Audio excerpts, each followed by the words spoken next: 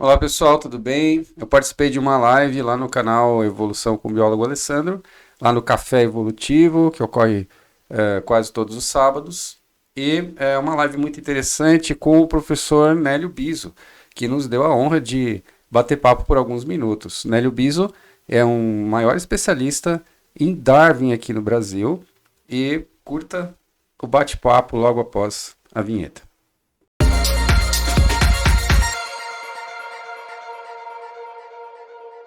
Agora sim, estamos ao vivo. Boa tarde, pessoal. Sejam bem-vindos a mais uma live aqui do nosso canal do Café Evolutivo. E vamos, então, sem muitas delongas aqui, né, já começar aqui. Nós temos um convidado aqui muito importante, né, convidado ilustre aqui, que eu achei, nem esperava que ele ia aceitar aqui o convite, né, para participar com a gente aqui. E que é o professor Nélio, né? Então, Nélio Biso, ele é professor, acho que é da Unifesp, né, professor? E aí depois ele pode se apresentar melhor depois aí para o pessoal. E nós chamamos ele aqui justamente para poder bater um papo, né? Conversar um pouquinho sobre, né, a Darwin, sobre a vida de Darwin. Então, quem estiver aí no chat já acompanhando a gente, pode até mandar perguntas, inclusive, que aí o Cláudio Porto, né, que é o meu amigo aqui também, sempre presente nas lives, vai então vai selecionando, qualquer coisa ele põe no chat privado e a gente vai perguntando aqui. Mas para a gente não se alongar muito aqui, que o professor também tem um horário aqui restrito, eu gostaria, então, primeiramente, então, de agradecer a presença do professor Nelly. Muito obrigado por aceitar esse convite e já passar a palavra para o senhor para se apresentar aí para o público, pode falar a respeito, né, de quem é o senhor, o que o senhor faz, com o que o senhor trabalha, né? E aí, pode inclusive falar até sobre seus livros, aí já aproveitar e fazer um merchan aí também para o pessoal. Muito bom, pessoal. Antes de mais nada, eu quero agradecer muito ao professor Alessandro pelo convite. Quero cumprimentar todos todos e todas que estão nos seguindo, ou que vierem a assistir essa conversa, né? Então, bom, meu nome é Nélio Biso, está escrito aqui, né? E eu me dedico. Uma vez me perguntaram quando você começou a estudar Charles Darwin, né? Eu comecei a estudar Charles Darwin ao redor de 13 anos de idade. Foi quando eu comecei a buscar livros, a me informar, a conhecer mais o trabalho do Darwin, né? E eu acabei estudando biologia, né? Ah, Fiz licenciatura e bacharelado no Instituto de Biociências na USP, fiz logo em seguida, durante toda a minha graduação, eu fiz iniciação científica com bolsas da FAPESP, eu tive 4 bolsas da FAPESP seguidas para desenvolver projetos de biologia evolutiva, né? E logo em seguida, então, entrei no mestrado, né, no departamento de genética, de biologia evolutiva, né? Enfim, chamava só de departamento de biologia na época, mas, enfim, no laboratório de genética de populações, estudando biologia evolutiva de uma espécie brasileira, né? De um grupo de espécies brasileiras, na verdade. Havia, então, a suspeita de que, na verdade, fosse um conjunto de espécies e não uma única espécie. Estou falando de uma mosquinha, de uma drosófila, né? Que ela procria em cactos, né? Não procria no ambiente urbano, não procria em lixo, não procria em lugares antropizados, né? Então, por isso é um modelo muito interessante para estudar biologia evolutiva, né? E aí eu consegui mostrar que, de fato, eram espécies diferentes, né? Nós tínhamos várias espécies no Nordeste, a Serra do Espinhaço dividia duas espécies diferentes, enfim, até o sul, até a Argentina, até a Patagônia, enfim, nós tínhamos, tínhamos pequenas amostras dessas populações, né? Linhagens, e essas linhagens, então, eu consegui fazer uma mosquinha muito difícil de cruzar e de reproduzir em laboratório. Mas, enfim, consegui trabalhar nisso e depois fiz meu doutorado em educação. E aí, então, me dediquei ao ensino de evolução e parti do pressuposto que a gente deveria entender como a teoria evolutiva foi construída, né, para entender como podemos proporcionar a construção desses conceitos na mente do estudante de hoje, né? E aí, então, eu me matriculei na Universidade de Liverpool, na Inglaterra, e lá na Universidade de Liverpool, que tinha um histórico de trabalhos nessa área, né, na área evolutiva. Vocês vão se lembrar dos trabalhos com o melanismo industrial das mariposas, né? O Kettlewell, né? Era justamente um pesquisador de lá. E a Universidade de Liverpool, então, conseguiu me credenciar junto à Universidade de Cambridge, onde eu fui estudar os manuscritos originais do Charles Darwin, na época que eles não estavam na internet, né? Mas, inclusive, a qualidade do papel, enfim, eu tive a possibilidade de manusear, e você não precisa de luvas para manusear os manuscritos, né? Ou pelo menos não precisava na época que eu estava lá. E, a partir daí, defendi meu doutorado e, de lá para cá, venho trabalhando com o tema do ensino de evolução. E nessa segunda-feira, eu vou deixar um link, inclusive, com vocês. Na segunda-feira, sai publicado, às 15 horas, sai publicado o mais importante artigo que eu já publiquei na minha vida pela revista PLOS ONE, o Public Library of Science, né?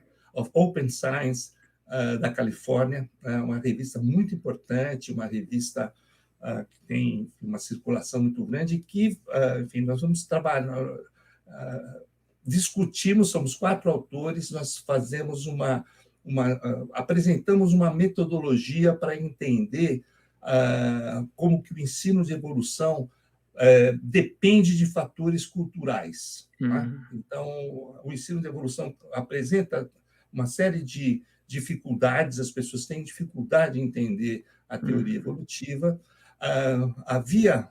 Muita gente acha que os motivos religiosos é que explicam essa dificuldade. Nós estamos mostrando que essa hipótese da religião não se sustenta com os dados empíricos que apresentamos, não é um artigo de opinião, é um artigo com dados empíricos, comparamos amostras de estudantes em 2 países diferentes, Brasil e Itália, né? E, enfim, mostramos, então, a nossa conclusão é que a teoria evolutiva, entender a teoria evolutiva depende de fatores culturais mais amplos e que o professor de biologia não deve evitar a temática evolutiva, mesmo com alunos religiosos, alunos que têm um perfil fundamentalista. Enfim, a religião não é um empecilho para a compreensão da teoria. A aceitação e a compreensão são 2 fatores diferentes da teoria evolutiva, né? Interessante. Depois o senhor deixa aí, então, o link que a gente vai atrás e, inclusive, vamos fazer uma live depois, né? Não sei se o professor vai poder, né, em outro momento, mas pelo menos em algum momento aqui com o meu amigo Cláudio, a gente vai fazer uma live comentando esse artigo, com certeza. Tá? É um furo mundial esse, você né? viu, Alessandro? Legal. Ninguém deu isso ainda, porque a Olha só. revista, vários lugares, várias universidades. Eu trabalho atualmente na Universidade Federal de São Paulo, em cursos de graduação e pós-graduação. A assessoria de imprensa da Unifesp preparou, então, uma matéria sobre esse artigo, mas essa matéria só vai ao ar às 16 horas da segunda-feira. A USP preparou, eu trabalho também na Universidade de São Paulo, a USP preparou também uma matéria sobre isso, a agência financiadora FAPESP também preparou uma matéria sobre isso, mas tudo isso só vai ao ar às 16 horas da segunda-feira. Mas você é um furo mundial, ninguém está falando desse artigo, mas, enfim, Nossa, esse link, inclusive, ele já tem um embargo, ou seja, você vai clicar no link e vai dar que o link está quebrado, mas não é que ele está quebrado, ele vai estar ativo a partir do final do embargo, que é o correspondente às 15 horas de Brasília, mas como a edição é feita em São Francisco, então eles usam as 2 da tarde de Nova York, porque aí é um amanhecer, o pessoal está Uhum. acordando lá em São Francisco, então é nessa hora que se pode divulgar o artigo, tá ok? Olha, que interessante. Depois o senhor manda, então, pode mandar por o e-mail que a gente estava se comunicando, Tá. e eu vou, com certeza, acessar lá já. Já vou ficar bem esperto lá. Fala, Cláudio, tudo bom? Tudo Pode bom. se apresentar aí, inclusive para o pessoal, dar um oi e já aproveitar e emendar aí as suas questões Não, para o tranquilo. professor Neto. Acho que todo mundo já me conhece aqui depois de 300 lives. É o Cláudio É. Porto aqui do canal Corroborando Consciência, né? Professor, eu também estudei no IB, né? E eu não me lembro da época que eu estudei, já tem um bom tempo, mas me lembro que sempre o ensino de evolução para os graduandos é uma coisa bem técnica e bem acadêmica, né? E aí fiz licenciatura também. E quando você começa a dar aula, eu já comecei a dar aula num colégio muito grande em São Paulo e é confessional, né? E ele é muito religioso e tal, era, né, na época. E eu senti um embate, assim, muito grande, né, quando eu entrava em evolução. Senti um embate para quando eu não estava muito preparado, né? Então, por exemplo, nunca tinha nem ouvido falar de design inteligente, né? Nas aulas de graduação, por exemplo, não prepara o professor para esse embate, né? Você acha que falta isso? A gente deve mesmo combater esse tipo ativamente, né, de problema? Ou vamos nos ater apenas a ficar passando para os alunos a parte mais acadêmica e correta, né? Ou se a Não, gente eu acho que realmente você entra nesse... tem. Não, Cláudio, você tem razão. Quer dizer, é, enfim, se somos egressos do mesmo curso, temos provavelmente as mesmas queixas, né? E os mesmos privilégios, né? Digamos. Mas, enfim, eu também trabalhei como professor logo, ainda inclusive durante o curso, né? E vi que eu tinha, enfim, carências muito grandes, né? Quer dizer, conhecia muito da teoria. Então, por exemplo, fui trabalhar numa favela. Na favela, um dos grandes problemas, e aí estava estudando Paulo Freire e tal, né? Qual é o problema? Fizemos uma pesquisa, fizemos problemas da comunidade, né? O que afligia a comunidade, e um dos problemas era a verminose, né? E aí, enfim, definimos que ia trabalhar o tema. E eu fui trabalhar verminose como eu tinha estudado verminose, a taxonomia dos vermes, né? E aí, enfim, nada mais impróprio do que você querer que uma pessoa que mora num lugar que não tem saneamento básico, não é? Em vez de entender como evitar a verminose, entender os sintomas, etc., querer classificar, diferenciar um plateuminto, um hemateuminto, quer dizer, enfim, são coisas que eu tinha estudado na perspectiva acadêmica, né? Mas como professor você tem uma responsabilidade social, né? Então você precisa entender as demandas que a população que tem direito à educação, né? Quer dizer, o que essa população precisa que uma pessoa que estudou para ser professor, né, possa contribuir para o desenvolvimento dessa comunidade, né? E da mesma forma, eu acho que o ensino de evolução ele deve ser, quer dizer, o biólogo, o professor de biologia, ele não deve apenas entender a teoria evolutiva, ele precisa saber ensinar a teoria evolutiva, né? E para saber ensinar a teoria evolutiva, evidentemente, ele vai precisar entender a resistência que existe, inclusive a resistência organizada, né? Do ponto de vista econômico, do ponto de vista mercadológico, do ponto de vista organizacional, né? Para, enfim, tentar fazer com que a teoria da evolução não seja conhecida, não seja entendida ou não seja aceita, né? E o design inteligente é um movimento nada desprezível, mas eu tenho não sei se vocês acompanharam, tem um detalhe picante interessantíssimo. Existe o pessoal, os criacionistas norte-americanos no Kentucky construíram uma arca de Noé de, né, mais de 100 metros, né? E eles estão acionando a companhia de seguros porque ela está cheia de vazamentos e ela não está funcionando nem fora d'água, né? Então, enfim, não deixa de ser irônico, né? Que enfim, a Arca de Noé, que seria uma coisa tão garantida, nem em cima de terra seca, né? Nem assim ela funciona direito, né? E com bichos empalhados dentro. Imagina com bichos vivos. E com a tecnologia de hoje, né? Quer dizer, E com a tecnologia de hoje, naval, né? né? Que a gente tem. Seria bom daí se fizesse um cruzeiro de 40 dias com a Arca para ver se ia funcionar, né? Mas enfim. Pode falar, Claudio, se ia perguntar. Não, é isso. O que eu sentia é que na escola religiosa você tem mais embates com os alunos em relação ao design, né? Porque parece que eles aprendem isso. E depois eu saí dessa escola, as outras escolas que eu trabalhei não eram religiosas, daí não tem mais essa questão, né? Você ensina meio que tranquilamente.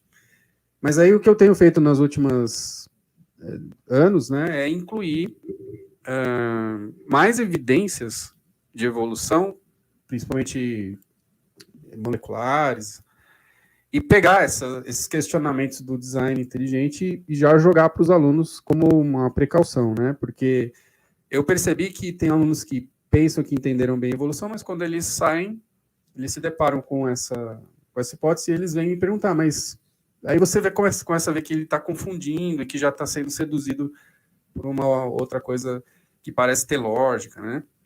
E aí você vê que não foi tão profundo assim o seu investimento, né?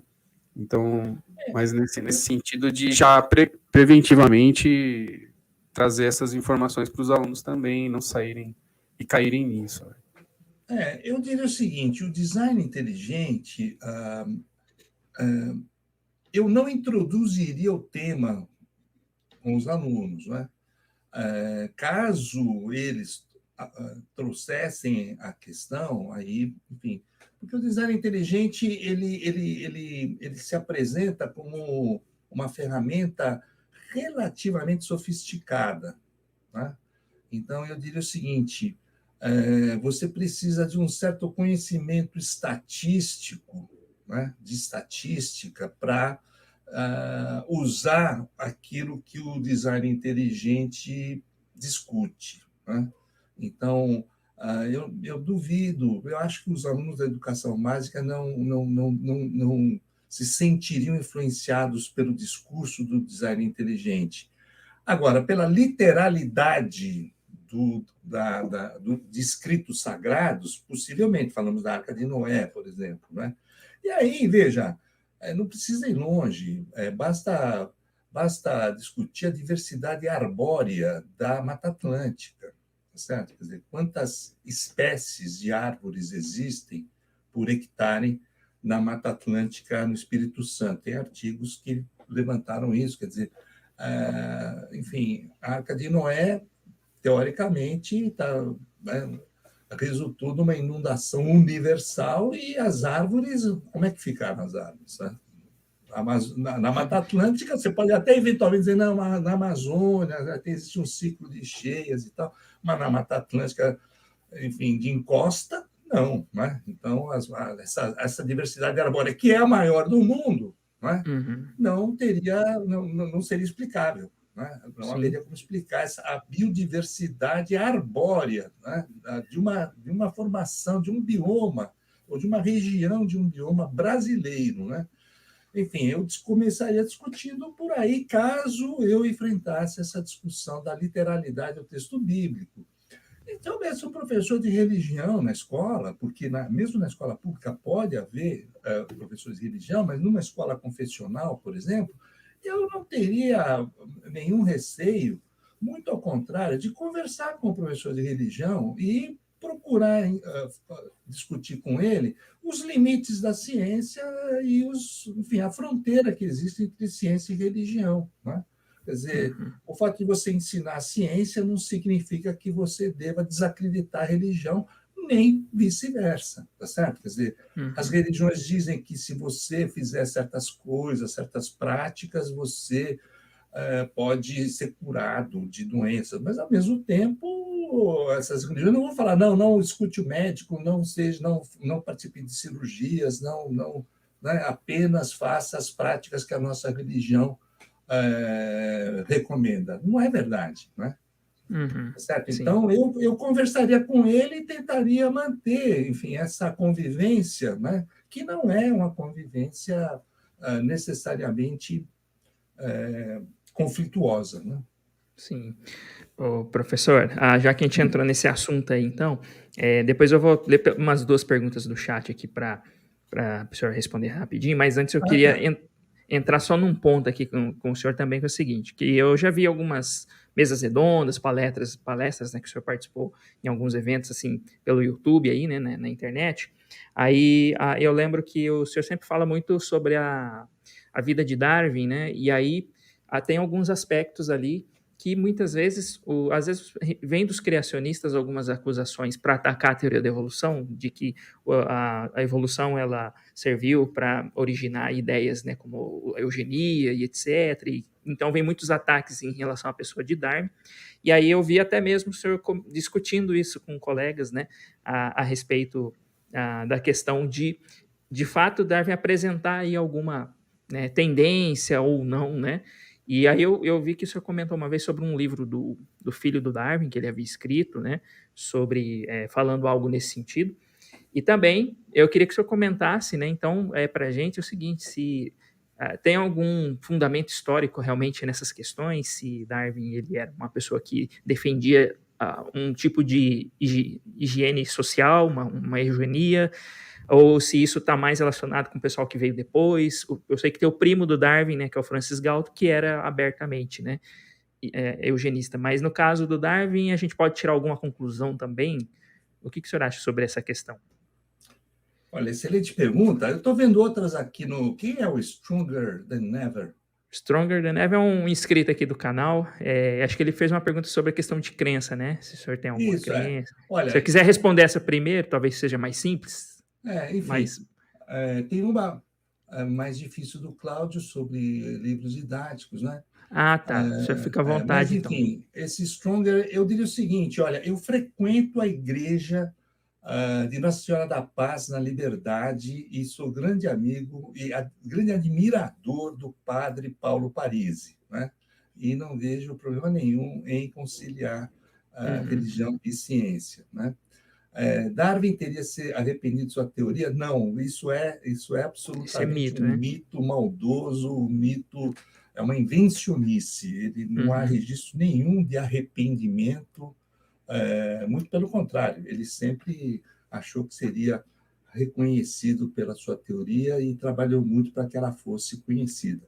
Uhum. A sua pergunta, Alessandra, é uma pergunta muito complexa, muito difícil, e a questão seria a seguinte: a, a primeira questão que eu discutiria seria se nós temos que interpretar os pensadores do passado com os valores do presente. Tá? Então, vejam, no tempo do Darwin, Hitler não tinha nascido. No tempo do Darwin, não se sabia o que era um campo de concentração como Auschwitz. Né? Depois que conhecemos, e levamos muito tempo para conhecer e para reconhecer a existência, porque eram práticas secretas, né? Eram censuradas, ninguém divulgava abertamente o que acontecia, né? Nesses lugares, né? Nós nos envergonhamos das práticas, enfim, daquilo que foi feito pelo ser humano, né? E eu entendo que muitos alemães que se entusiasmaram com o nazismo se envergonharam ao saber, se arrependeram de ter sido tão entusiasticamente apoiadores de pessoas que deliberadamente, conscientemente tinham implementado aquelas práticas, né? Então, a primeira coisa que eu queria deixar claro é que nós não podemos fazer esse julgamento anacrônico, né? Projetando para o passado os valores do presente. Né? Eu estou lendo os livros, eu estou no terceiro volume do livro Escravidão, do Laurentino Gomes, né? Recomendo fortemente a todos, quer dizer, enfim, eu fiquei surpreso ao saber que em 1850, né, era difícil que uma pessoa classe média não fosse proprietária de vários escravos. Eu fiquei chocado ao saber disso. Né? Agora, nós devemos demonizar, então, toda a classe média, todas as pessoas que tinham escravos, por exemplo, Tiradentes, não é? Mais atrás, Zumbi dos Palmares era proprietário de escravos. Não é? Quer dizer, nós precisamos entender que você escravizar uma pessoa hoje, como ocorre, inclusive, né, é diferente de você viver numa sociedade onde certas práticas são admitidas, onde certas práticas são tidas como lícitas, como moralmente aceitáveis, né? Mas depois, evidentemente, com a evolução das tradições e das práticas sociais,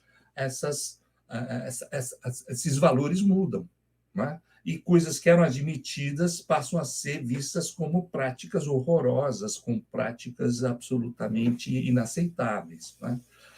Basta dizer que no Império Romano, por exemplo, o marido podia assassinar a esposa se quisesse, né? E ninguém tinha nada com isso. Ele tinha esse direito sobre a esposa. Né? E hoje em dia, a gente sabe que isso é um absurdo inominável. Né? Agora, isso não faz com que nós digamos que a nossa conclusão seja que tudo aquilo que os romanos fizeram é tudo um lixo, deve tudo ser. O direito romano surgiu justamente numa sociedade que aceitava esse tipo de prática. Né? Então, fazendo esse preâmbulo, né, sobre o anacronismo, né, eu te diria o seguinte: a história do darwinismo tem momentos assim. Darwin não via nenhuma razão para diferenciar o ser humano dos demais animais. Aliás, essa é uma das grandes contribuições que ele trouxe, né, para a gente compreender o mundo em que vivemos. Né? Não há nada que se aplique ao ser humano, que se aplique aos outros animais, que não se aplique ao ser humano. Né? O ser humano não é uma criatura criada especialmente, uma criatura. Agora, evidentemente que ela é uma criatura que tem a sua cultura, que tem a sua. E por muito tempo se achou que era a única criatura que tinha cultura, né? A única criatura que fazia ferramentas, a única criatura que ensinava outros membros do seu grupo a fazer determinadas práticas, enfim, a gente sempre se achou único, né? Mas, de qualquer maneira, foi Darwin quem primeiro nos disse, o que nos convenceu, né, de que aquilo que vale para os animais vale também para os seres humanos. Né? E aí, enfim, a ideia de que os membros, de que a seleção natural pode atuar sobre o aperfeiçoamento, Darwin usa esse termo, aperfeiçoamento na origem das espécies, né? Sobre o aperfeiçoamento das formas orgânicas, enfim, não havia razão nenhuma para excluir o ser humano. Né?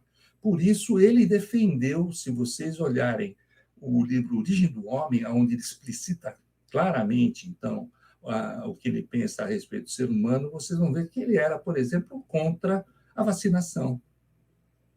Ele escreve isso, está escrito isso ali. Né? Ele era contra a vacinação. Ele achava que, com isso, os membros fracos da sociedade, a vacina fazia com que os membros fracos, sensíveis, que morreriam diante da varíola, acabavam deixando descendentes que poderiam adoecer com a varíola, e com isso, então, a vacinação, veja como é um tema hoje, estamos até uma piadinha falando assim, não se vacine e tal, Charles Darwin, ele escreveu isso, não se vacinar. Vacinar faz com que as fraquezas de uma geração sejam transmitidas a outra geração. Né? Verdade, né? Tem esses memes, né, com o Darwin, né, por conta da pandemia e tal. Então, é curioso pensar isso, né? Se ele mesmo escreveu sobre isso, então o próprio Darwin hoje estaria posicionado no grupo daquele que a gente chama de anti-vax. Isso é curioso. Exatamente. Mas aí que está. Ele possivelmente. Agora, evidentemente que nós estamos falando que ele era um antivax do seu tempo. Né? Isso, contexto diferente, né? Era outro paradigma. Né? Ele cresceu num outro paradigma e a vacina da varíola era algo difícil, né? Imagina você cortar a pele com bisturi, colocar pus de vaca. Então era uma coisa, uma novidade que ainda estava por surgir, né? Provavelmente, ele com a mente científica que ele tinha, se ele tivesse crescido hoje, ele não seria antivacina, certamente, né? porque ele tinha uma visão científica muito apurada. Então, eu concordo com o Nélio nessa questão, né? Você cresce num certo paradigma, então você já nasce numa sociedade que tem muito escravo, toda família tem um escravo. Então aquilo meio que normaliza. Não estou discutindo, é errado, lógico, né? Mas está normalizado na cabeça da pessoa que cresceu naquele ambiente, né? Por isso que a escravidão é uma coisa difícil de extirpar da sociedade, né? Porque as gerações aprendem com as anteriores. Mas Darwin também estudou formigas, né? Se não me engano, a questão do esclavagismo, né? Em formigas. E aí ele fez um paralelo, não é? Com a escravidão humana, alguma coisa assim. Não sei se eu Não, tô... veja, eu não sei se você está se referindo a uma nota que eu introduzi numa tradução da Origem das Espécies. eu acho que sim. Então, enfim, uma coisa que me surpreendeu positivamente foi a maneira como ele lida com a terminologia utilizada para o descrever, em português a gente fala duloses ou escravismo, enfim, tem um eufemismo para falar dessa maneira como certas formigas sequestram pulpas de outras de formigueiros e trazem essas pulpas que emergem ali então dentro do novo formigueiro e acabam, enfim, funcionando como escravas, né? E o Darwin, quando descreve esse fenômeno, ele, baseado na literatura que ele estava lendo, ele não fez experimentos sobre isso, mas ele leu sobre isso e ele evitou os termos pejorativos, como nigger, né? Nigger, naquela época, assim como hoje também, é um termo meio ofensivo, né? E ele evitou o termo original que era utilizado por aqueles que defendiam a escravidão, né?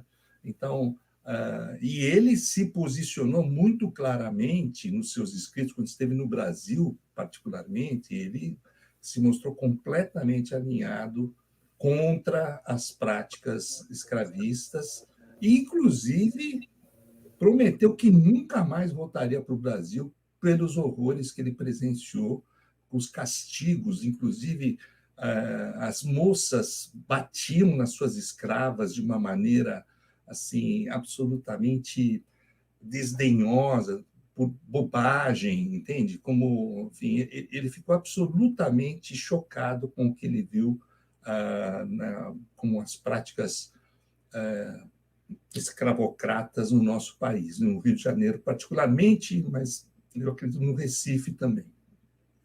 Isso é interessante, porque isso é registrado naquele livro dele, A Viagem de um Naturalista, né, ao redor do mundo, né, ele registra bastante essas questões, né, da escravidão no Brasil, e aí eu acho que eu me recordo de ler um trecho nesse livro que ele menciona a história de um menino, né, escravo, que foi dar água para ele, e aí acho que a pessoa lá que cuida lá de escravos viu que o copo d'água estava sujo, né? Que ele estava dando pro Darwin o copo d'água e o cara deu acho que uma varada na cabeça do menino e aí ele ficou muito bravo com aquilo, né? Pegou e falou um monte de coisa. Eu lembro dessas passagens mesmo. Isso é interessante, né? Porque isso mostra, né, os dois lados, né? Um lado, né, que o Darwin se posicionava contra isso, né, contra a escravidão, e ao mesmo tempo a gente se depara com essas passagens que o senhor mencionou agora, da outra pergunta que eu fiz, né, de o pessoal. Então é uma coisa meio, parece até contraditória, né, mas é o que o senhor explicou agora, né? Isso tem a ver com tudo um contexto, né? Então talvez a gente fazer essas atribuições fora do seu tempo, né, dele ser ou não a favor por exemplo, de algum tipo de eugenia, né? Acho que talvez é uma leitura errada que a gente faça, né? No momento, por conta desse contexto, né? Mas é interessante que tem os dois lados da moeda, né? Que a gente pode ver, né?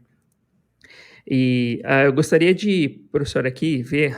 Tem uma outra pergunta aqui, deixa eu passar aqui rapidinho, porque eu sei que o senhor já tem um tempo aqui curto, que é do Abner, que ele queria saber a opinião sobre os livros didáticos, né? Sobre ensino de evolução, né? E o que o senhor tem visto a respeito disso.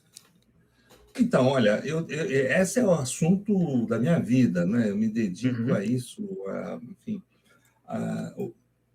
Eu diria o seguinte: nós temos uma.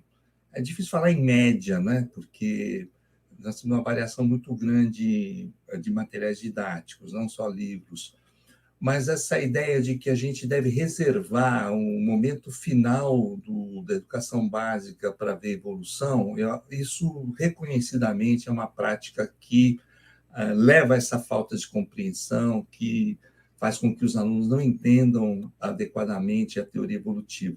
Nós temos trabalhado com colegas em outros países, particularmente na Itália e Portugal, né, onde o ensino de geologia, né, é incentivado desde o início da escolarização. Né? Uhum.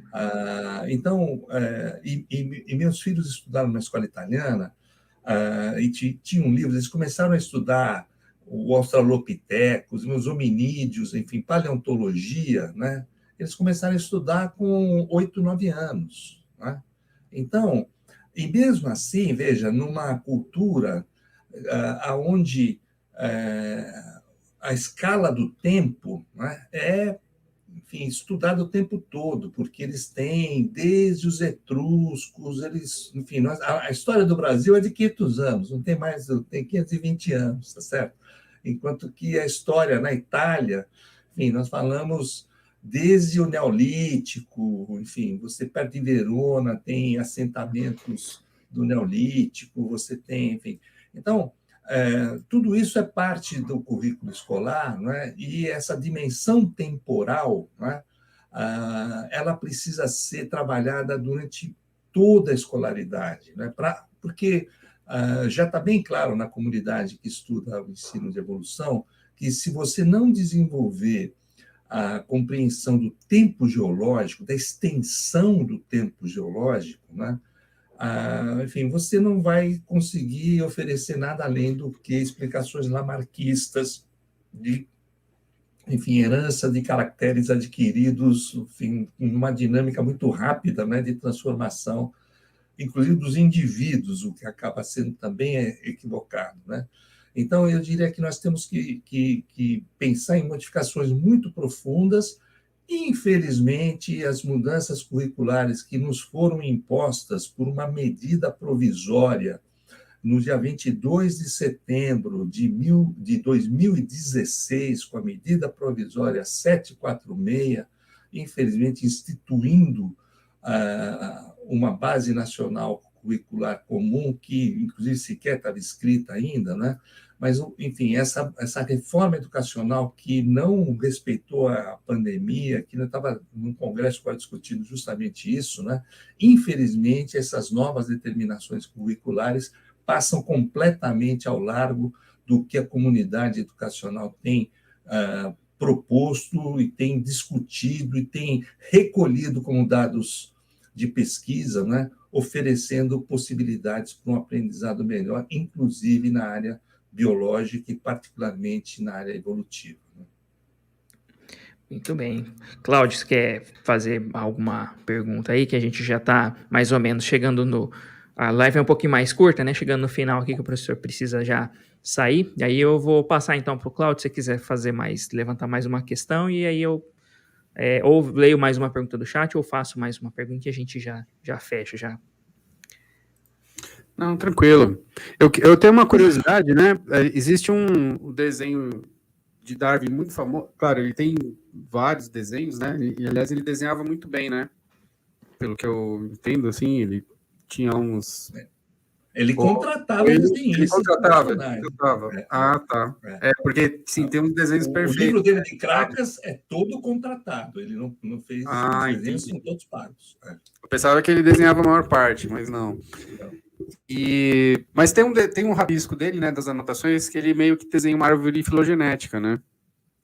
E aquilo eu acho de uma visão muito à frente, né, do tempo dele, né? Porque imagino que para começar a pensar em evolução na época dele, talvez eles pensariam numa coisa mais linear, né? Que um grupo deu origem ao outro, depois outro.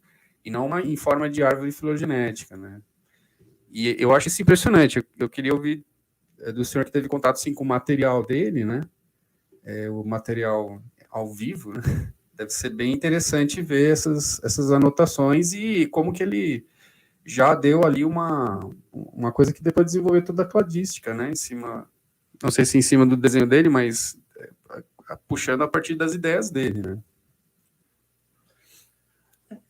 Eu acho que o interessante é que a teoria de Darwin, ela, na verdade, é um conjunto de teorias, não é? Mas a ideia geral que ele nos traz é revolucionária, né? Para a época, né? Por quê? Porque uma das coisas que eu tenho chamado a atenção, inclusive faz parte da minha pesquisa atual, é que, se você olhar na árvore que ele desenhou ali, depois, inclusive, naquela que ele vai publicar na Origem das Espécies, né, muito mais sofisticada, com muito mais ramificações, né, você vai ver ali que existem ramos mortos, né? E essa ideia do ramo morto, né, ou seja, da extinção, né, ele deixou muito bem, assim, é uma ideia revolucionária para a época, inclusive na época do rabisco, na época da garatuja ali, da árvore filogenética. Por quê? Porque ele estava lendo livros, admirava muito, escritos de um geólogo que ele conheceu pessoalmente e se tornou um grande amigo dele, o Charles Lyell, né? O Charles Lyell, ele escreveu no livro que o Darwin tinha lido, né? E que era um livro praticamente cabeceira do Darwin, né? O Princípios de Geologia. O Charles Lyell dizia o seguinte: ele dizia que se o clima se tornasse mais quente, né? O ictiossauro, que era uma das sensações do momento, os ictiossauros reapareceriam nos mares, né? Então, veja, a ideia de que a modificação orgânica pode ocorrer em função das mudanças do ambiente, essa ideia existia, né? Agora, o que o Darwin introduz é a ideia da descendência com modificação. E aí ele vai dizer, o ramo que não deixa descendentes, ele está extinto para sempre, mesmo que retornem às condições climáticas e ambientais do tempo em que eles viviam. Entender a consequência da descendência com modificação, né? Essa é uma contribuição absolutamente inestimável, inclusive para os tempos atuais, onde as extinções são vistas, enfim, muita gente faz vistas grossas, não é? E eu imagino, inclusive, que o design inteligente tem essa ideia de que daqui a pouco aparece de novo as espécies aí que foram criadas, mas que por algum motivo não são mais ativas, né? Eu não sei se a minha pilha acabou, vocês estão me ouvindo ou não? A gente está ouvindo, a gente está ouvindo. Perfeito. Isso. Eu vi um barulhinho aí, para que eu estou desde de manhã com esse meu microfone. Tá. Aqui, ó, esse aqui, ó. Sim. Não, mas a gente está te ouvindo, sim. Mas, enfim, essa ideia, Cláudio, quer dizer, embora seja um desenho simples, seja uma árvore filogenética relativamente simples, né, ela tem uma compreensão bastante profunda do que seja o processo evolutivo, que, na sua essência, é aquilo que a gente pensa até hoje, né? Uhum. Muito bem. Bom, deixa eu aproveitar então, professor, aqui, e eu vou pegar duas questões e emendar já para a gente partir para o final e poder liberar o senhor aí que já está cansado, né? Desde 8 horas da manhã trabalhando aí, né? Pois é. Então é o seguinte, eu vi aqui, por exemplo, uma pergunta do Stronger, né? Que ele colocou que ele ouviu falar que os negacionistas, né, como criacionistas, dizem que Darwin teria plagiado um estudo de um muçulmano. O senhor sabe algo a respeito disso? Essa história também se repete entre Darwin e Wallace, né? Há também essa história que rola que o Darwin teria plagiado Wallace por conta da carta que ele teria recebido, né, do Wallace.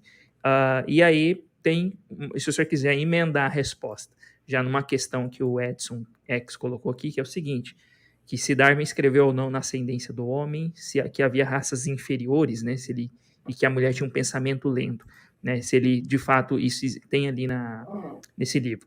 Então, se o senhor quiser, então, já responder, assim, essas duas já de uma vez, a gente já pode caminhar para um final, já. Tá, então, eu vou começar pelo fim, quer dizer, essa questão das raças, tem a ver com a discussão entre ele e o Wallace, né? Mas sobre um artigo que tinha sido publicado numa revista chamada Anthropological Review, de 1864. Né? Então, mas para discutir isso, a gente precisaria de mais tempo, porque a Anthropological Review tinha uma fama, tinha um alinhamento político, né? Que não se pode deixar de considerar ao discutir essa questão, tá certo? Agora, de novo, eu volto àquela questão que nós estávamos, né, falando inicialmente do problema do anacronismo, né? Quer dizer, Darwin, nesse livro que você se referiu, Alessandra, ele fala que, né, das suas viagens, que orgulho ver o pavilhão britânico tremulando em terras distantes. Essa imagem, né, essa ideia do imperialismo britânico na época, né? Enfim, nós não podemos deixar, não podemos achar, não podemos criminalizar quem escrevia isso naquela época, naquele contexto, tá certo? Tinham acabado de ganhar a guerra do Napoleão, enfim, tinham, né? Enfim, precisamos entender o contexto do momento, né, para poder interpretar devidamente, sem incorrer nesse vício anacronista, né, para entender o que as pessoas, enfim, que pensadores escreveram a esse respeito, né? Sobre a questão do Wallace, essa é uma questão assim que não tem fim, né? E também eu vi o negócio do muçulmano e tal, né? Sim. Mas muita gente fala, não, Darwin não foi o primeiro a pensar na evolução. Darwin não foi o primeiro a pensar na evolução. Evidentemente que não foi, né? É claro que ele não foi. Você vai encontrar na Grécia Antiga gente falando sobre... Darwin é famoso, a contribuição dele...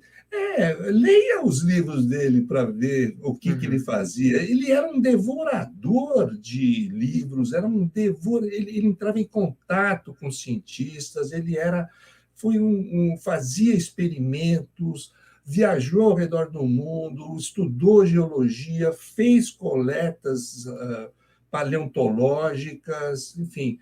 Ele recolheu um conjunto incrível de evidências, né, e conseguiu ligar essas evidências entre si e mostrar a coerência que elas tinham em relação à teoria evolutiva, né, que ele estava elaborando. Então, o que ele fez é absolutamente incomparável com a obra do Wallace, que não pode ser desmerecida, mas nós não podemos pensar que o Wallace teve um insight, ele teve uma febre alta lá e tal, e aí pensou, e aí criou a teoria, como se a teoria pudesse ser criada assim, numa noite de febre alta, né? Não é assim, a teoria dele não é isso, não se resume a isso, né? Então é preciso ler Darwin, agora, evidentemente, ler coisas que foram escritas há quase 200 anos atrás não é uma coisa simples, né? Ainda mais num contexto completamente diferente, não é uma coisa simples. O que eu fiz, o que eu tenho feito e tentei fazer isso de uma maneira mais didática, foi fazer a revisão técnica de uma tradução, né? E introduzir, tem praticamente 1 ou 2 notas de rodapé em cada página. São 514 notas de rodapé que eu introduzi nessa tradução, né? Explicando, enfim, ao entender isso, para entender isso, você precisa considerar exatamente esse livro, né? O prefácio desse livro, que inclusive já está pirateado, vocês encontram em PDF e tal, quer dizer... E vejam, eu, sinceramente, não ganhei um tostão com essa tradução. Para mim, enfim, quanto mais amplamente ela for difundida, melhor, tá certo? O que eu acho é que é importante ler, mas entender o que ele escreve, né? Isso é muito importante, tá certo? Então, e aí nós vamos compreender por que o Wallace, depois da morte do Darwin, vai escrever um livro para sintetizar as ideias evolutivas. Qual é o nome que ele escolhe para esse livro? Darwinismo. Então, eu diria que o próprio Wallace respondeu essa pergunta, tá certo? De uma maneira inequívoca. Ele mesmo. E veja, na época, quer dizer, quando o Darwin morreu, eles já tinham muitas divergências, já tinham visões bem diferentes, inclusive sobre a seleção natural, tá? inclusive sobre a seleção natural no ser humano, né? Enfim, isso faria... Mas, mesmo assim, vejam como o Wallace acaba reconhecendo, né, enfim, o trabalho incomparavelmente mais importante, mais denso, né, de Charles Darwin para a questão evolutiva, né? Então, eu diria que eu não tenho dúvida que pode ter havido uma descrição incorreta. A tal da carta do Wallace acabou perdida. Ela não está disponível em lugar nenhum, ninguém sabe onde ela está, né? Então, agora, há registros do Correio, então, esses registros do Correio não batem com os registros que existem nos escritos do Darwin. Então, muita gente leva, não, ele está tentando esconder o fato de que recebeu. Mas se parte do pressuposto que numa carta, que a teoria do Darwin poderia se resumir a uma carta. E não é verdade, né? Não se resume a uma carta, se resume... Quer dizer, o trabalho dele se estendeu por muitos anos, e por isso é um trabalho muito vasto, é um trabalho muito grande, e um trabalho que precisa ser entendido, né? Muito interessante. Inclusive, o Abner comenta aqui que o professor Nery tem um livro excelente, que é o Darwin no Telhado das Américas. Eu fiz até o pedido desse livro já também. Bom, e aí eu queria aproveitar, então, para finalizar aqui, né, com o professor, não sei. Agora sim. Tá. Agora eu vou... Beleza. Então, só estava comentando aqui que o Abner comentou sobre o livro, né, que o senhor tem, que é o Darwin no Telhado das Américas, que é um livro muito bom. Também fiz aí já o pedido desse livro, vai chegar aí pelos próximos dias. Então, eu queria aproveitar, se o senhor quer aproveitar o momento para poder fazer indicações de livros, né, de alguma literatura que o senhor mesmo tenha produzido, né, como esse, Darwin no Telhado das Américas, é um deles, né, mas tem algum outro tipo de literatura que o senhor possa indicar para o pessoal para entender melhor sobre a vida do Darwin ou questões relacionadas a ensino, de evolução? Olha, a literatura sobre Darwin é enorme, é enorme. E esse livro que você mencionou é um livro que resultou de um vídeo que nós realizamos, que está disponível no YouTube, né? Está disponível no meu site também, mas se vocês botarem no YouTube, né, Biso, Charles Darwin Andes, vocês vão cair nesse vídeo, onde nós refizemos uma parte da viagem do Darwin nos Andes, que, no meu ponto de vista, foi um momento decisivo, absolutamente decisivo, para que Darwin pudesse se convencer da possibilidade da evolução, né? Porque, até então, Charles Darwin era um criacionista, tinha estudado com professores anglicanos criacionistas, e ele não conhecia o tempo geológico. E foi lá nos Andes, lá no topo dos Andes, quando ele encontra uma floresta petrificada a 2.000 metros de altitude, ali que ele registrou isso numa carta para a irmã dele. Ele falou: é preciso repensar a história do mundo, né? Ou seja, ele disse que passou a noite seguinte sem dormir. E a gente tentou achar essa floresta petrificada, achamos já meio que destruída, depredada, mas achamos o que tinha sobrado dessa floresta lá na Argentina. Fomos num momento onde a depredação era muito grande, depois parece que eles fizeram algum tipo de trabalho de preservação desse sítio, né?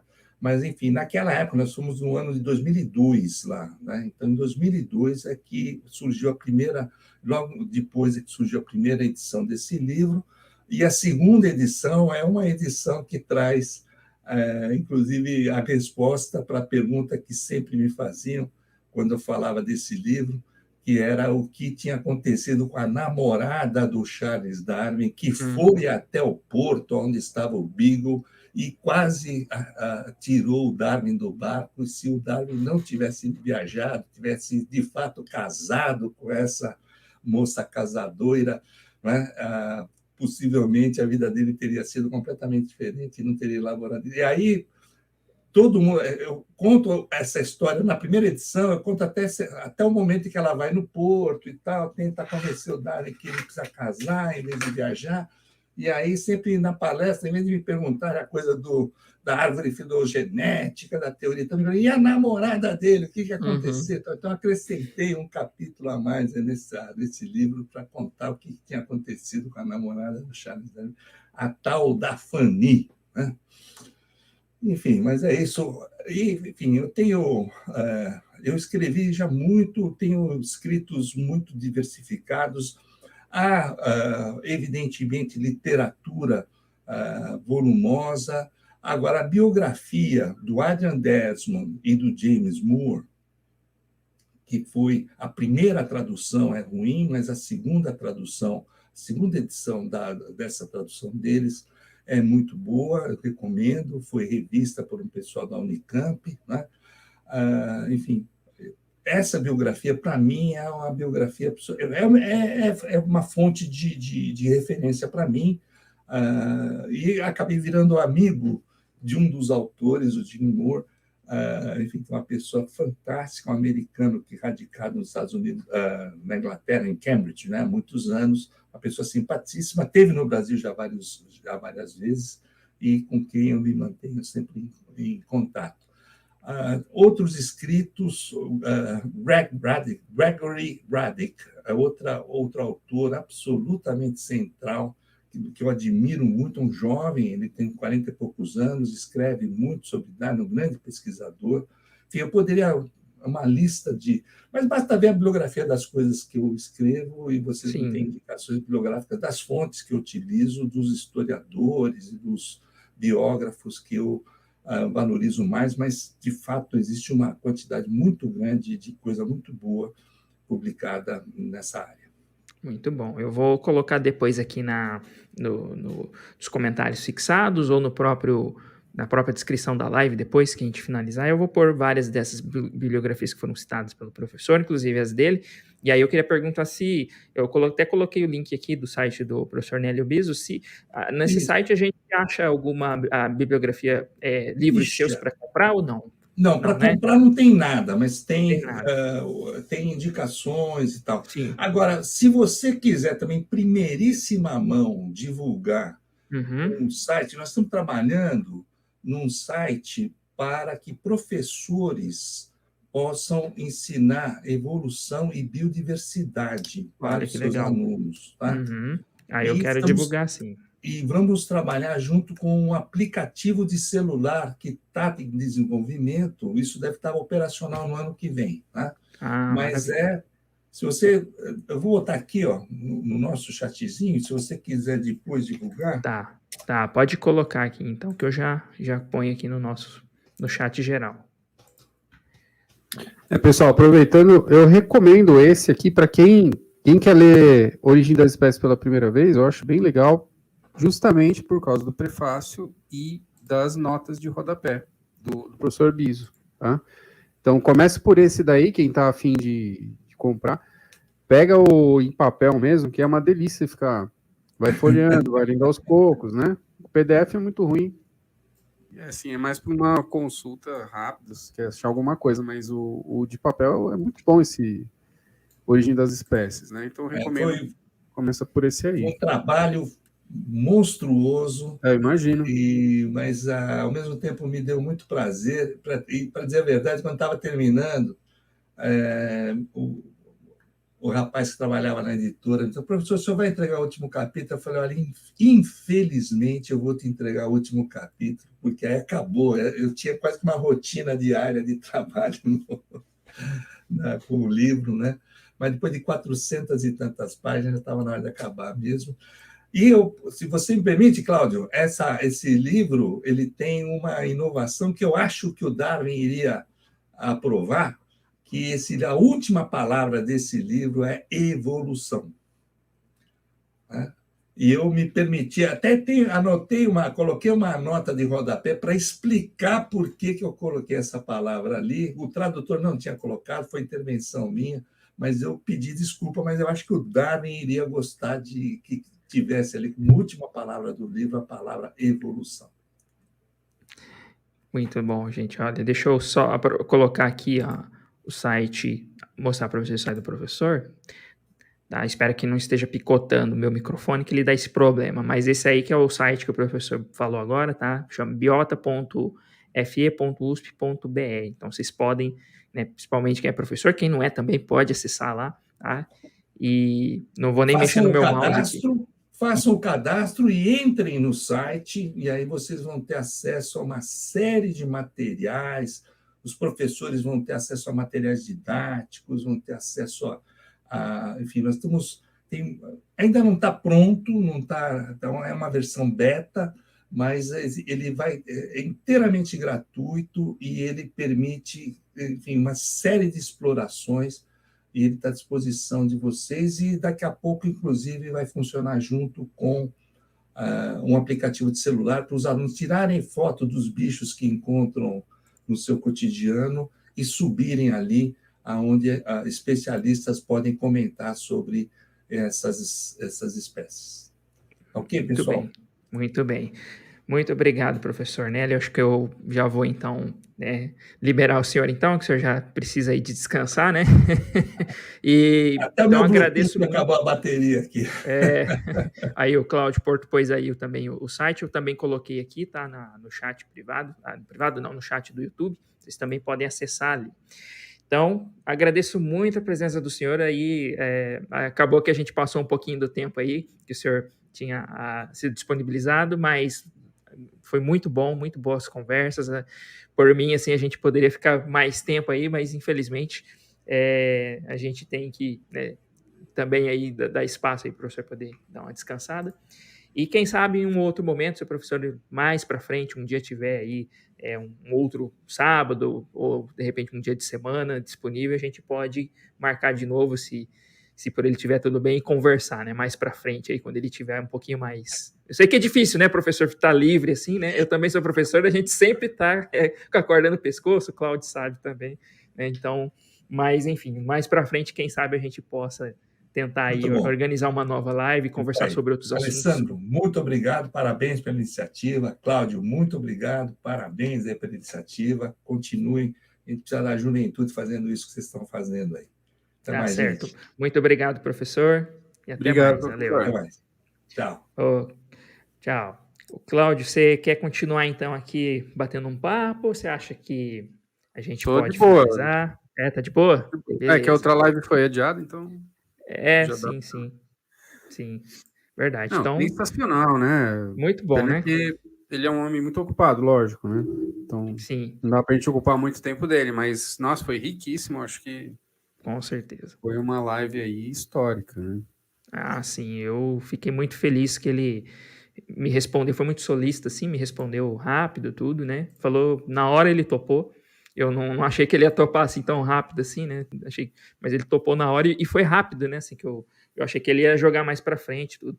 Mas aí ele acabou, enfim, dando tudo certo, né? E acabou que a gente, né, ia conversar uma meia horinha, aí passou um pouquinho, né? E, para sorte nossa, ficamos uma hora aqui com o professor Nélio. Vou mandar o link aqui no chat aqui do YouTube, para quem quiser entrar, para bater um papo com a gente, até mesmo, né, conversar sobre o que foi debatido aqui, tá? E aí a gente vai ficar mais um pouquinho aqui na live, então fica à vontade aí. Então eu achei muito legal, né? E aí é interessante dele trazer esses esclarecimentos, né, sobre muita coisa que se diz aí a respeito do Darwin. Eu já vi muita palestra dele falando sobre muita coisa legal, né? E uma das coisas que eu ia justamente perguntar para ele, ele acabou falando mesmo antes de eu perguntar, sobre essa questão da viagem lá que ele fez, né, para a Argentina. Eu acho que onde ele encontrou a floresta petrificada, que o Darwin tinha encontrado. Então ele tem umas histórias bastante interessantes ali, né? E essa história aí do Darwin ser contra a vacinação, para mim, eu confesso que eu não sabia, assim, bom, hoje eu sabia, né? Mas há pouco tempo atrás eu não sabia que o Darwin, na época, tinha se posicionado contra, né? E são coisas interessantes para a gente pensar, né? Como você falou, né? Hoje, talvez, será que ele seria ou não a favor? Sei, né? Talvez você disse. Eu acho que, por exemplo, esse antivacina, eu falei, né, que ele seria um antivacina, mas mais num tom de brincadeira mesmo, porque eu acho que, se fosse trazendo para um contexto de hoje, né, porque o antivacina de hoje, ele é por outros motivos, né? né? No caso, se o Darwin foi contra a vacina da época, a época estava começando, né? Então, enfim. Eu acho que o problema não é só não é ele ter sido contra em si, mas ele ter É o pensado motivo.